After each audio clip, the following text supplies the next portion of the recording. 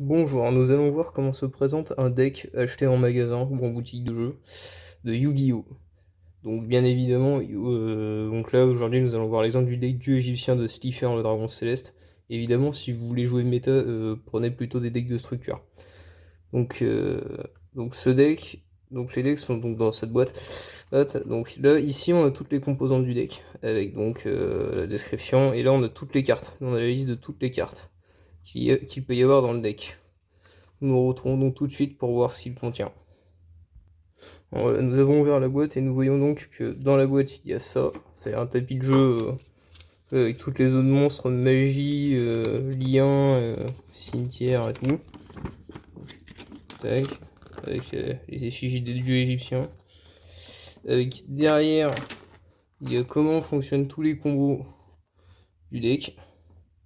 Et comment invoquer les monstres, leurs effets, etc. Donc là, ça, on n'en a plus besoin. Et là, on a le deck qu'il faut que j'ouvre. Donc, on revient tout de suite.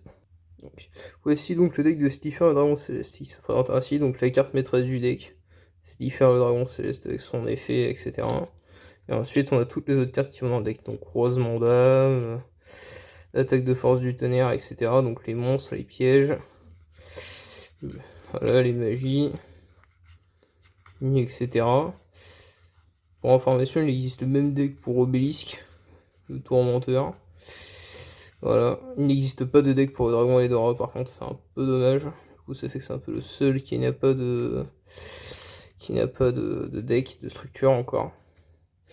Enfin voilà, donc voici donc comment se présente un deck quand vous l'achetez. Pour les decks de structure, c'est exactement la même chose, vous avez les cartes et le tapis de jeu. Le mieux, quand vous achetez ce genre de deck, c'est évidemment de les acheter en au moins 3 exemplaires pour avoir 3 exemplaires des meilleures cartes et pour pouvoir construire un vrai deck un peu potable, voilà, que ce soit en méta ou pour jouer en casual. Voilà.